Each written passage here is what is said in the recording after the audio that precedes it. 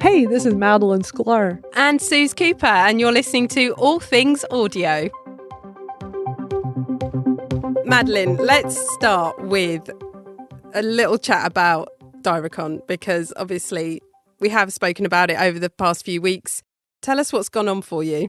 Yeah, well, as you know, you and I have been really excited about this Dyracon, I'm not even sure how to pronounce it, but it's analytics tool, brand new analytics tool for social audio platforms, for Clubhouse, Spaces, and even Spotify's Green Room. And I think we first heard about it from host Aline Main. And so you and I have been testing it. They have a 1-week free trial, and then after that, there's different levels of paid account. And I've been talking it up in all my rooms for the past 2 weeks because I've been really digging this tool. It was really nice. I was doing the free, and then I was hooked on the first room I hosted with it. And I was like, I'm going to be a paid customer. Well, I've done 3 rooms on it. And one of the features on my account is you get a recording of your room as soon as it's over. And we all know that you can go to your Twitter data and download, but we also know it's a bit of a pain. It's not immediate. It can take up to 24 hours to get the data. Once you get the data, you got to go find the .ts files, and then you got to convert them to MP3s. So it's a process, right? One of the features I really thought was worth paying for with this Dyracon is that as soon as your room is over, you get the MP3.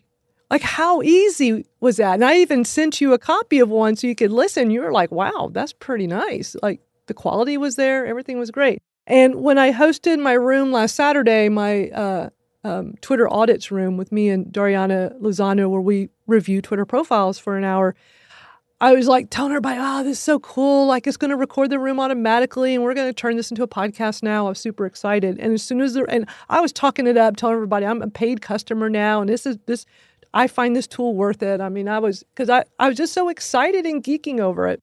And as soon as our room was over, there was no recording. And I was like, what's going on? So I reached out to them. I get a response saying that they're not available until Monday. So then I saw their tweets talking about new features. So I just replied to it and I said, what the heck? And they saw my tweet, and the CEO DM'd me and said, Twitter won't let us have a recorded MP3. My first thought was, were they even allowed to? And it's a service. They're offering a paid service that includes this. And I told them that this was the main reason why I was opting to be a paid customer. So it just turned into a whole big thing. And it really upset me that the customer service was not there. And we'll just leave it at that. Now I find that they've changed the plans and they're way more costly. And they still, I don't know if they've changed it yet, but a few days ago, it still was showing that this was a feature, a paid feature, the recording of your Spaces room. So, when I see things that I think you all could benefit from, I'm going to talk about it, whether I'm a paid customer or not. If it's something I would personally use, you'll know. But it's just a little frustrating to have things all of a sudden shift with no notification. That was the big thing, too. I was not notified. Other people told me they were not notified. And this company claimed they sent an email. There was no email. So just a lot of frustration. So if you're doing the free trial right now, great. And maybe you love the service, great. I'm not going to knock that. Use what's best for you. But I'm personally am not going to be a paid customer. They already refunded me. But I'm just really frustrated because we need tools like this, right, Suze? We need an analytics tool for Spaces. And this is the only one I know of. Yeah, I mean, I'm kind of hoping, on the long list of dear Twitter Spaces we would please like for Christmas. I'm hoping that at some point we might get some analytics. I mean, you get analytics on your tweets. If you go into your settings, you can see sort of the best tweet in the last month, how many people have followed you. They're kind of pretty basic, but they're there. They're something. They're more than we've got at the moment for Spaces. And it has been amazing to be able to see how many people have been in your space during the length of your space. And the little bits of information that they could give you sort of demographic wise are just key. Is potentially, if you're trying to build up something using Spaces, if you're marketing to the crowd that you're putting a space together for, or, you're really trying to draw people in, then to have all of that information is, as we said last week, it's pure gold dust. So we definitely do need these analytics and this kind of service. So just waiting for the next third-party app to come up in the side lane and provide something else. It's really been quite quiet, I think, Madeline, hasn't it, from Twitter Spaces over the last week? I mean, considering how many different things are usually happening in Twitter Spaces, even their actual Twitter account, there hadn't been a tweet from them since the end of August. And then all of a sudden, you let me know about half an hour ago, there's a new update. There's a new version. There sure is. It's pretty exciting. I just happened, I've conditioned myself, Suze, before we do our room every Wednesday afternoon, to go check to see if there's a new iOS version. Because you know how many times there's been a new one when we go live and we don't even realize it till afterwards? Something about Wednesdays, I guess. I don't know. But yeah, I did notice one. I put it in the nest. We'll put it in the show notes as well. There's now version 8.82 for iOS. I don't know yet what's new about it. We just know that many times is something to do with a feature or something inside of Spaces. So it's yet to be seen. Well, something I did notice actually when I set the space up was that there was a new band at the bottom. I wish I'd taken a screenshot, but I was obviously trying to juggle hitting record everywhere and making sure everything was working for all things audio. But there was a new banner at the bottom that said to me, why don't you share your space? Why don't you share it out and get more people to come in? And it was kind of a new piece of text and a sort of new UI for being able to do that. Obviously, we have always been able to do that. We've always had the little upside down staple with the arrow, little share sign that we could click on and then share the space out either via DM or to our timeline. But this was a very much kind of a banner version, if you like, to draw your attention to it as the host and just remind you. As I say, there's kind of a lot of juggling to do when you're hosting these spaces, particularly if you've planned content for it. So potentially having that banner there is quite useful. It's kind of a little tap on the shoulder if you remembered to actually invite people in that might not have seen the reminder or who might just be kind of scrolling at the moment and want to jump in and catch up. So yeah, that's the one thing I've noticed so far. But perhaps when we open up the space later on, there might be others here that might have noticed other updates and changes that perhaps we haven't spotted yet. And then also Jane Wong has tweeted bringing something new to our attention about how she's seeing Twitter working on a new tab for the web, so for desktop, to more discoverability for Spaces, which I'm super excited about. I think it's great that they're working on this, but it's been available on mobile for quite some time to a select group of people. I know they're adding more people, but I feel like shouldn't they roll it out completely on mobile first before working on desktop? That was exactly what I was going to say, Madeline. We're really waiting for the mobile experience to be kind of brought up to speed, I guess. I guess they're trying to do them both in tandem, which is fair enough. But currently on the desktop, you can't speak anyway. It's kind of very much a listening experience. You've got the captions there, which is really cool. But yeah, I don't know what's their priority. Is it the mobile app, or is it just trying to get the whole thing out as much as they can on each platform? It's a good question. I just don't know. I'm confused because until they make it so that we can speak from desktop, why are they putting this kind of effort into desktop? Like finish up mobile and then go work on desktop. I mean, I want this on desktop too, no doubt. But I don't know. I was kind of taken aback by that. It's like, okay, well, and maybe they are doing it all in tandem. Who knows? But I've had the Discovery tab on my mobile for months as a tester for it. I just wish more other people had it as well because it is so good now, and others need to experience it because it makes the Twitter Spaces experience even better because it's so much easier to discover rooms, the way the algorithm works, as well as doing a search. I mean, there's now a search feature in this discoverability tab. So why not give it to everyone on mobile and then go focus on desktop? Yeah, we've said it before. We say it every week, but discoverability for people that are putting these spaces out there and putting stuff together is just such a priority for us as creators that seeing them kind of working away on the sort of UI and the platform and whether or not it's going to be desktop or mobile, we're all kind of still here going, yeah, but let people see what we're doing. Like, let us have far better searchability and discoverability and speak to more people and engage with more people. I don't know. Priorities. I'll go back to that. What are the priorities? Right. Definitely. It's always about priorities for sure. And then also, let's see, do you want to do the poll first? Or you want to talk about Clubhouse? I wasn't sure which order you want to do that because the Clubhouse kind of, I think, what got you the idea for the poll, right? Yeah, definitely. So we've decided that we're going to try and do a poll in our space each week just to kind of involve everybody that's in the space. We love having you here, but we are so grateful to you for kind of sitting and listening to us put the podcast together and then for joining in towards the end of it. But it'd be really great to kind of have this interaction during the podcast recording bit where we're talking about something and you can actually go and vote and we can then report back on it later on. So we did one last week and it worked really, really well. This week, we're actually asking how long do you spend in one social audio space or room?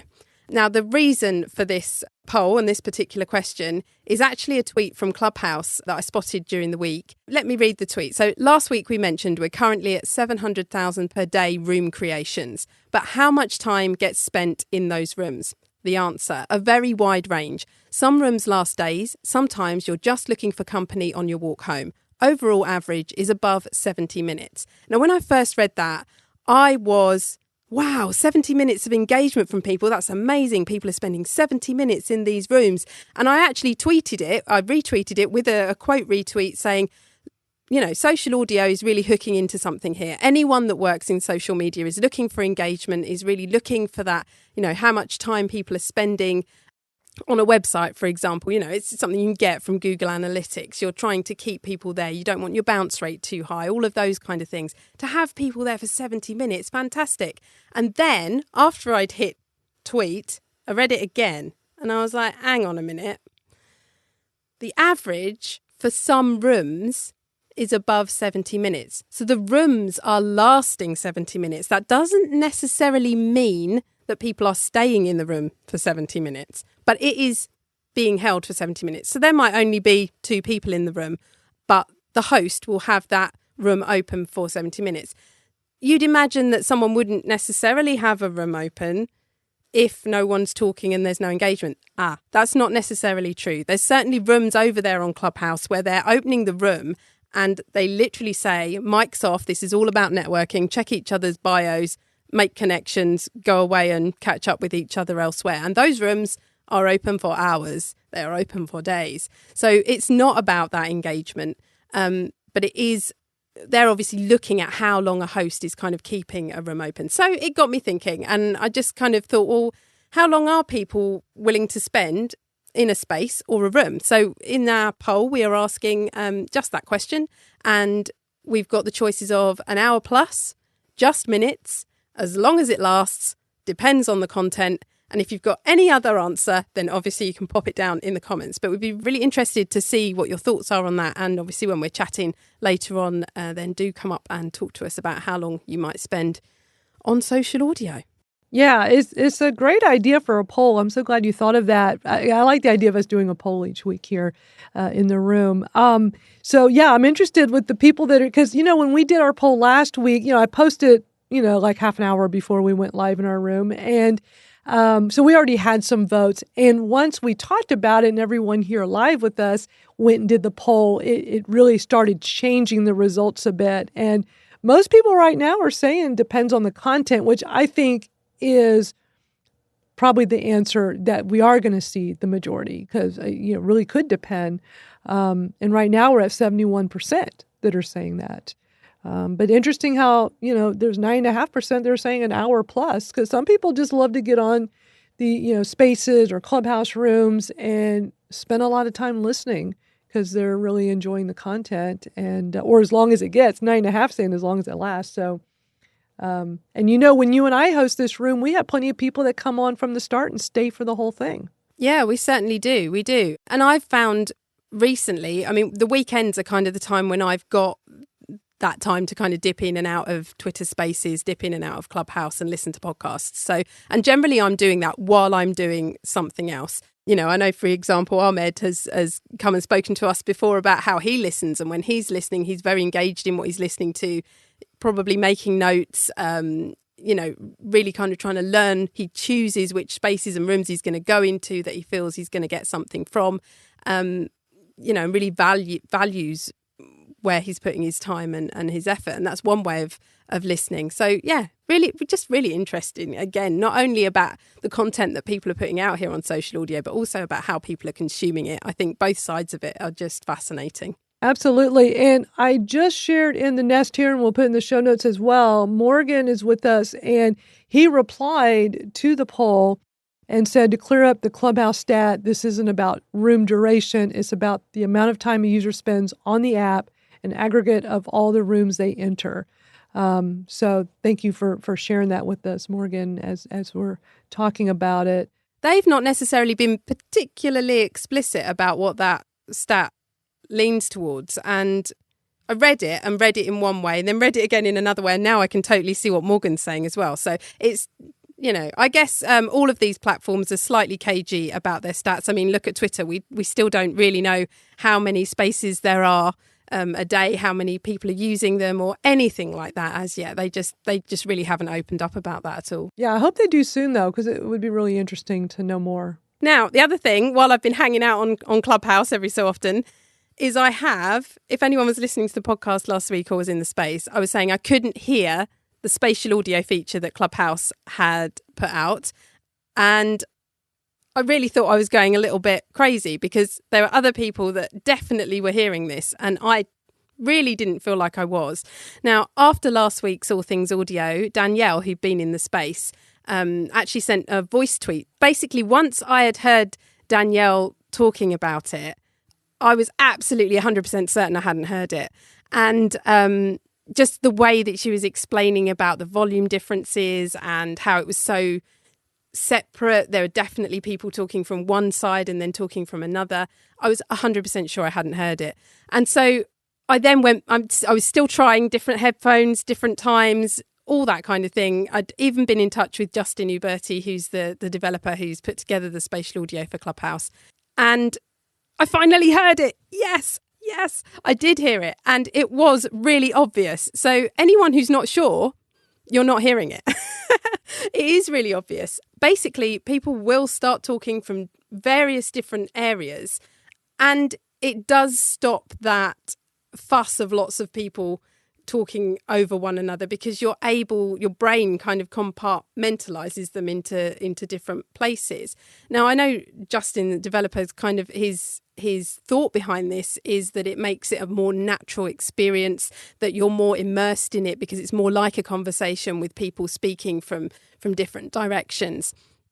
Certainly as you're listening, someone will start speaking from the right-hand side, say, and as they continue to speak, their audio kind of pans round into a more central position. But then the next time someone speaks, you'll hear them from a different direction. Equally, they will then pan round into a more central place. So if someone's talking for a really long time, it is very centred. But as soon as another voice comes in, it does give you that kind of cue that there's a new person, a new voice, and they are over there or over there. So, it's really, really interesting. Just before this All Things Audio space started, Morgan, who we spoke to last week on the podcast and who I've been chatting to about this during the week, who's in the space today as well, sent me Justin's latest thread about Clubhouse spatial audio. I've only read it very briefly, but it looks amazing. And it's got lots of different links in there about why spatial audio and answers to a few of those questions that people have been asking possibly about, why do we need this? And is it really a useful tool and all those kind of things? There's some great links in there. I'm definitely going to go back to it and pull it apart and take a look at it in much more depth. So do go along and take a look if you're interested in what they're doing over there with their spatial audio. Yeah, it's very interesting. I haven't been in Clubhouse enough to hear it yet, but it sounds interesting. I mean, real quick, because I know we need to move along here. Why are they doing it? Like, what's the is it to just keep people in it because it's interesting and it's just a whole different kind of experience? Like, what is the point, you think? So Justin kind of outlines it in this thread that he's put together. He gives 3 reasons. So increased immersion with a more human-like feel. So that's what I was talking about, just kind of being part of a conversation, making it slightly more natural. Reduced cognitive load and increased intelligibility, because we are more used to picking up on voices and the way, those kind of spatial cues, if you like. That's the way we understand a back and forth conversation. So by trying to mimic that within Clubhouse, it's kind of an easier to understand, easier experience, if you like. And the third thing that he says is that it's a richer medium for creators to offer unique experiences. And this is where I think when Morgan was talking last week about using it for things like plays, things like that, where you've got kind of dramatizations, perhaps, if eventually we were able to play sounds and different things like that into Clubhouse and Spaces, that would, again, give a different experience. So, yeah, I think, music is well mixed music. Each instrument has its space and its place, and we don't listen for it because that sounds natural. So if you think about it, in a conversation, things come from left and right, and it's very natural, and we don't think about it because that's how it is. And I think what they're trying to do over there is just kind of mimic that. Whether or not it's really needed in the social audio space, I'm not sure. But I still just am fascinated and love the fact that they're trying it and they're giving it a go. There's so much that can be done with audio. Like, we've only really scratched the surface, both in podcasting, in live audio, radio, and social audio. This is just the latest on the ladder, really. And it's just great to see people experimenting and trying different things. And who knows what people will come up with. Exactly. Well, thanks for explaining that. It makes a lot of sense. Shall we talk about Amazon? Yes, let's do it. Let's talk about Amazon. I'm really excited about this. So Amazon are putting together a live audio offering. It's kind of being touted as being similar to Clubhouse, Spaces and Spotify. But I am super interested to chat with Paul about this. Paul puts together a newsletter. What did Amazon do this week? That's exactly what it is. So he seemed like the right man to come on here and chat to me about this. And I'm actually, the more I look at this, the more I don't see it as a direct competitor to things like Clubhouse, Twitter Spaces and Spotify. Paul, would I be right in that? I see this more as a digital radio potential kind of offering rather than an interactive social audio competitor. Yeah, I think that's fair. I mean, this came from an Axios report on, I think it was last Tuesday. And a lot of people jumped on it and said, oh, they're going to do a Spotify, they're going to do a Clubhouse. And I just don't think it is. Number two things, this was a leak. So this is not an official anything from Amazon. So that's really important. And they also use the finger wiggle quote term live audio platform. Now, what that can mean is 10,000 million things, as you well know. But what's really interesting is that the detail they did get from the leak is that it's more focused around live concerts, performance and that sort of stuff. And it's all through the Amazon Music account. So if by that one sentence alone, you know one thing, it's for Prime membership and they're trying to lock people in for exclusive content. Prime is the one way that Amazon really, really makes money. It's been shown time and time again, year after year. If you're in the Prime membership, you will spend 3 to 5 times the amount of money than the average person who uses Amazon. This isn't to say that platform, quote unquote, won't become something new, or they're not working in that sort of area right now. And I think they would be, I don't know, it doesn't really feel like a massive, big Amazon play at the moment. They're much smarter to sort of work with the podcast area because obviously they own Wondery. What was the other one they bought? Art19. So they're really more about hosting and monetization, I would say, rather than going against Clubhouse, Twitter Spaces at the moment. That's where it feels like for me. Yeah, I mean, the other thing that I was super interested in was kind of how this could combine with Alexa and whether or not what they're trying to do is create kind of more content that could be kind of voice accessible on an Alexa-enabled device that is audio content. Yeah, I think that's a really interesting point. I think for me, it's much more of a sit back rather than a lean forward experience. When you think about how an Alexa works, if it's all working perfectly, which I'll still be brutally honest, say mine never has, you could argue if you wanted to get involved, it's like, okay, Alexa, unmute. Oh, and I want to say, and the moment's gone. You could see it be really awkward UI. Whether or not they fix that with using a mobile phone as your microphone, there's lots of ways they could do it. I just see it being really clunky. Where Amazon is clearly looking at is the ad market. What was it? Podcasting is going to hit 1 billion this year. That's a huge amount of money for Amazon to sniff at. Obviously, they make billions every quarter, but that is exponentially growing, and that's why I think Amazon's making this sort of announcement. They did also sneak out it wasn't an announcement, it was a leak, but they did also sneak out that Twitch is planning on doing audio features. Now that is a platform I could see them potentially go up against Spotify, Twitter Spaces, that sort of stuff, and that's a really interesting thing. Very crowded market, as you well know, but again, it's a big push, this one, at the moment, for their ad products. Don't forget they also have Audible that could easily be changed to sort of serve ads outside of it. So it's a really interesting ad play for them and how it sort of works. But at the moment, they're really focusing on live music. But I would be surprised if it ends there. Radio and podcasts are where they're sort of looking to make money. Yeah, I was also wondering about whether or not this is the point at which you start to get that dynamic ad kind of insertion whereby, if you're listening on your Alexa and you come to the end of whatever the live performance is, there's a point at which you can potentially, would you like to buy tickets to this artist's next gig? Yes. And you go through and then you're into kind of a sales, literally purchasing across via voice, off the back of things. That's certainly something that with Alexa and their purchasing, we know that they're kind of looking at. But I wonder whether or not this, again, kind of gives them another ramp out of that and into the other to try and raise that voice purchasing possibility. Yeah, definitely. I kind of see that play less for like getting artists more money from their tickets and that sort of stuff, but more probably like, hey, do you need to clean your clothes with washing powder? It could become the new Jingle Fest, and that's where they're going to go after that sort of money.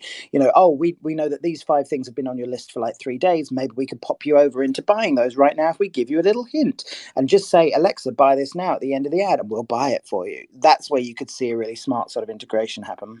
Completely. Excellent. Fantastic. When I first looked at it, I was like, how are they going to do this with the interaction? But I really do feel that this is more of a kind of live audio, digital radio, kind of almost, is it Sirius XM, that kind of competitor, as opposed to a Clubhouse Twitter Spaces competitor. But it will still be great to see whether or not anything comes out with Alexa, whether or not they really do push for something like that in the future. But yeah, thanks so much for being here. Pleasure. Thank you, Paul. Thank you. That was so interesting. Nerd Immunity, hello. You have requested the mic.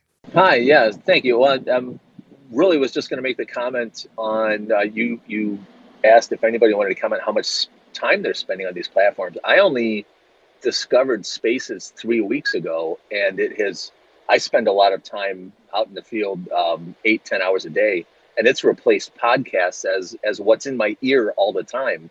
I'm not sure. I'm not going to call it an addictive thing. I'm going to say that it's just, I'm always finding something interesting in a space. Like if one space kind of loses control, I can pop out, find something really quickly and jump in there and just have it in my ear. And I'm really enjoying it. The other 2 that you had mentioned, Clubhouse, and the third one I don't recall, I haven't even explored those yet, but I'm looking forward to doing so. Yeah, that's really interesting to hear that you're kind of space hopping at the moment then and kind of finding new and interesting things. And have you kind of connected with anybody outside of the spaces? Has it kind of brought you new followers and that kind of thing? Maybe not so much. I definitely connected within spaces with a few people. I'd say a good dozen or so, and using a lot. I'm learning a lot of other ways to present a podcast, which is something that I'm developing with a couple of friends. And there's been a lot of education there. I've also used it to listen in on some current news events when some reporters pop open some spaces. But that's been my experience so far. But I've definitely developed some relationships, some fun ones within spaces that hasn't tendrilled out of spaces yet. No, it's super cool. As you say, watching the spaces, watching the news outlets actually work out what they want to do with spaces, whether or not they're going to kind of use it to broadcast stuff, covering different events. That's certainly happened this week. And I have seen a few spaces on my spacebar doing exactly that. And I'm interested in how that might go. Obviously, lots of news outlets now are doing podcasts, and more recently, daily podcasts are definitely the thing for the sort of key established news providers. So whether or not the social audio version of that is just much more instant for them without them needing a radio station. I don't know. Let's kind of see where that heads, but super interesting to see it all uncovered. Hi, Morgan. Hi, both. So, I mean, I've got quite a few things we could talk about, but I mean, obviously, I can answer any questions about Clubhouse because that's sort of what I've been doing this week. The other thing I've been trying to do is look at Callin, which Susie we mentioned briefly, and I was going to write a thread about it today, but Twitter communities threw me off. We could also talk about Twitter communities because I think that there's some interesting, I mean, nothing said, but some interesting overlaps that will happen with Spaces. Yeah, absolutely. I didn't get a chance to check in on Callin yet, but do you want to kind of explain it a little bit? Yeah, so this is very much a first take and a rough draft. The positioning is kind of interesting. So it seems to me like a very lightweight way of creating podcasts. So the analogy that I will use is something like they're taking the sort of the club or show element of Clubhouse, but getting rid of kind of any idea of membership. And what you do is you can either, I'm thinking through you can very easily create a show. So this is as if you've made a podcast and you have your album art and the title of what your podcast is, but all of this lives on the app. It's kind of interesting because it seems to be much less on the sort of social element of social audio and much more on this is a tool to bring in live listeners for when you're recording a podcast. And then it will be a place for better discovery for the podcasts that are made. I'm using the word podcast here. I don't know, I haven't yet looked into whether these are things that are easily exportable. I assume so. And I also don't know if there's an RSS feed attached. So there's just artwork there, but what's the actual audio experience there then? What are we hearing from it? Right. So my way in here is there was a live talk between the founder of the app and someone who's big in crypto at the moment. It seems to be very sort of like tech and crypto centric, the concept there at the moment.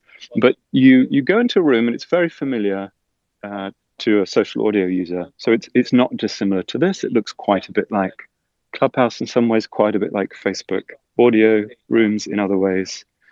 And the distinguishing feature there is rather than here where you raise a hand and you go up and become a speaker, if you do that on Callin, there's a kind of a collection line at the top, which is a bit like the followed by speakers section in Clubhouse. And you will join a queue of callers. So it will be very clear who is the current caller that the two people on stage will be talking to. But there's you never join the stage. So there's a clear separation between the creators of the podcast or whoever the special guests are and the person calling in. And I guess the clever bit as far as the app is concerned is it's a way of managing who speaks next, because literally you're in a queue of other people and you have to go in order, I think, of when you join that queue. So that's how it differs as a live audio experience, if you can picture that. Yeah, it sort of sounds a bit like a radio phone-in. Very much so, yeah. So it's a kind of radio phone-in combined with a tool for getting live input into something that will become a recorded show later on. Well, it's certainly a different way of looking at it and different to any of the other platforms that are out there. So, yeah, perhaps that's another one that will really take off because it's doing something differently. So, yeah, very cool. Yeah, thanks for sharing that. I've put a tweet in the nest. This was the link that I found during the week where I'd sort of spotted it and wanted to know if anyone had used it. And Morgan replied and said that he was interested in it. So I've popped that up in the nest. Hello, Danielle. It's nice to have you in the space again. Hi, Suze. Hi, Madeline. Thank you for sharing my voice tweet. One thing I was kind of a little bit disappointed that the transcript, it messed up my transcript a little bit, and I still didn't see a way to kind of correct that. But That is what it is. It was kind of funny, my experience with spatial audio on Clubhouse, because as I said in my voice tweet, the next time I went on Clubhouse, I forgot about that feature, and it just really startled me. And I just, looked for how do I turn this off? But after hearing your conversation, I might just, very cautiously, give it another chance.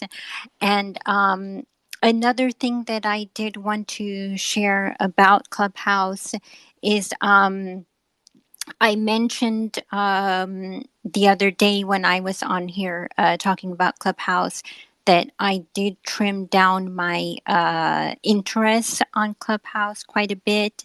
And that did seem to really help the rooms that were shown to me in the hallway.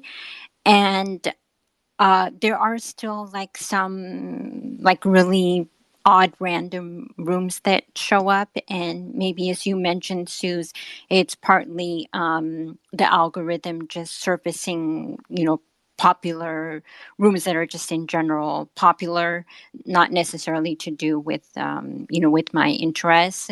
And if there's something that I really don't care for, I use that, what is it called? Show me fewer like this or something like that. You just tap on that, and hopefully it will start to trim some of those out. And another thing that I wanted to mention that I've been experiencing in Clubhouse, and I'm sure it's not unique to Clubhouse, so I would love to hear if anyone else here has been experiencing this on other platforms. But what I'm observing to be one of the possible superpowers of social audio is rooms that open up related to, I guess I would say, like current events, let's say around Hurricane Ida, or the Afghanistan, and different current events like that, and just really like supplementing or having like another avenue outside of, because naturally, like the news stations, well, it's partly you can argue they have their their agenda, so to speak, and also, I mean, inherently they have to kind of pick and choose what they talk about.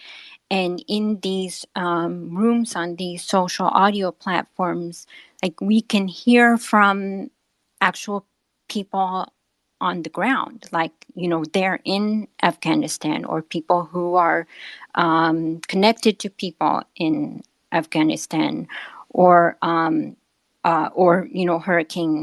Hurricane Ida, and people who are actually experiencing the the event themselves. And also that we get to hear from people from all walks of life, like, quote, regular citizens, or maybe doctors or scientists. Or so I just think that's a really amazing potential superpower for social audio. And using it for business, I mean, that's a totally legitimate use of social audio, if it if that works for you. But I just really think that this is an aspect of social media, so to speak, that we're not getting through other channels that I've been encountering specifically through social audio. So I would love to hear if if anyone else has been encountering this this specific experience on either on Spaces, because I actually see very few Spaces pop up at all, and I haven't experienced any specifically related to current events. And I also have not been on any other social platforms. So so I would be interested to hear if anyone has encountered this elsewhere. Thank you. Thanks, Danielle. Yeah, I mean, as a former local journalist for many, many years, I have to admit it's one of those moments where I'm wondering what they're saying in the newsroom about how to use it or if they're even talking about it. To be honest, anything like this that's new, generally they're going to be sat back. The reporters are going to be sat back and looking at it and trying to work out what they can do and what they can legally allow their reporters to go out there and say live and all of those kind of things. You've got to be really sure of who you've got reporting and speaking when it's going straight out live with no means of editing or checking or anything back like that. So it's all about resources. It's all about talent and who you've got in there and you know what they can make work and happen at the time. But I would be very surprised if we don't see more news outlets making use of it. Certainly there is a very stable community of social media online journalists who are out there and probably just waiting to kind of grasp this and do what they can with it. I agree. I think there's probably just not a lot of these media outlets having a strategy yet, and they're still learning and figuring it out and assigning someone. I was in a Spaces room long time ago, held by Spaces, by Twitter, for journalists, and trying to share with them, all about Spaces and how it could benefit them. So I think we'll probably see more of that happening. And I'm with Danielle. It'd be nice to have more discoverability of current events when you are in Spaces or Clubhouse or any of these social platforms so that you can just, hear more about people talking about these, topics. Hi, Jocelyn. Good day to both of you. How are you doing? Great to have you here. Indeed. So last week with the 3.1, with the 8.8.1 version of iOS, they did enable for certain iOS folks the review option on your profile. But 3 hours ago, the review team Twitter handle announced that everybody now has access to it. So including Android and desktop. So they just enabled it for everybody today. iOS, Android, and web. So yeah, so that was as of 3 hours ago when they tweeted it out. There's been a lot of Twitter news in the last couple of days. Very fascinating. I would like to pick up on a couple of different things that I think are all semi-related. We've been talking about for a while this concept of discoverability, and I've been really thinking about that. And as I talk to other people that are leveraging the API regarding, discovering new spaces, I think it's less of a discoverability issue than a creation issue. I don't think people are creating the spaces that we want. So then we think it's not there or we don't see them. That's just my personal opinion. However, with the announcements of that Twitter made today that we've been kind of alluding to for the last few months, which is the advent of communities, I think we'll be able to go into communities and to address the gentleman that is new to the space. I guess he goes by Visionary Realm. It'll allow onboarding to be much easier because instead of just having our Twitter Spaces family where we know all things audio, it's every week at this time and those types of things, new people will be able to join the community and idealistically see spaces and content all around a particular subject matter. Like, I don't know if people have heard of this thing called NFTs. We've kind of been overwhelmed on Twitter Spaces on NFTs right now, but now you can go to these central locations. Idealistically, I don't know. It's just being rolled out today, but I think that whole prospect would address many issues, including discoverability and context of content and things of that nature. So one of the things that I wanted to ask you both, have you guys submitted your idea for your own community? I think having an all things audio community would be a fantastic place for you to kind of lead. Yeah, for sure. Well, yeah, I just became aware of this today. I didn't know that they were already putting all this together. So, yeah, definitely, between that, actually with my 3 rooms I host each week, co-host, all things audio, Twitter audits, and Twitter Smarter, I would love to have, because they're already communities, and it would be great to integrate that into this new communities platform within Twitter that's coming out. Is it okay that I share the form to Sure. create your own community? Okay. Absolutely. Go ahead and put in the nest. Thank you. So if anybody wants to create a community, it's basically one question. They already know your Twitter handle, they know your email, your password, and then you just have to fill in what community you want to start and why. And that's it. So submit that. You get a weird text email message that looks like a customer support thing. I think they kind of just didn't really think that through. But in any event, it's good to see that you'll get an auto response. Morgan, what's happening? Yeah, hi. No, I mean, I alluded to this earlier when I brought up communities and its potential impact on spaces.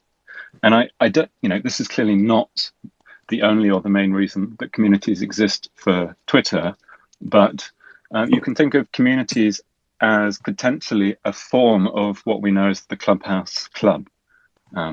So the club is the thing that is semi-permanent or permanent, that is a lightweight container for many different kinds of uses, whereas the room is the ephemeral thing that disappears afterwards.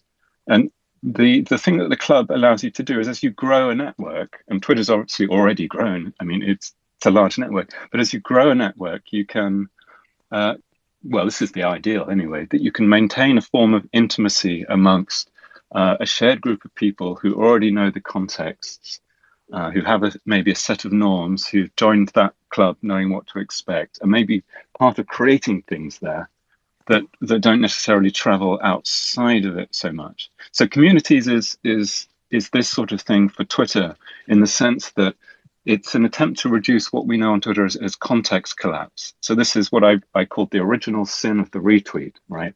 So that when you retweet something, it can go anywhere, and people aren't clear about the context of who said it, who you are, what else you might believe, and you can easily get into fights. And this is one of the root causes of toxicity on the platform.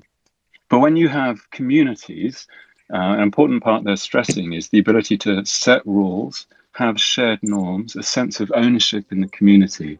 So these are ways of, as they say, narrow casting.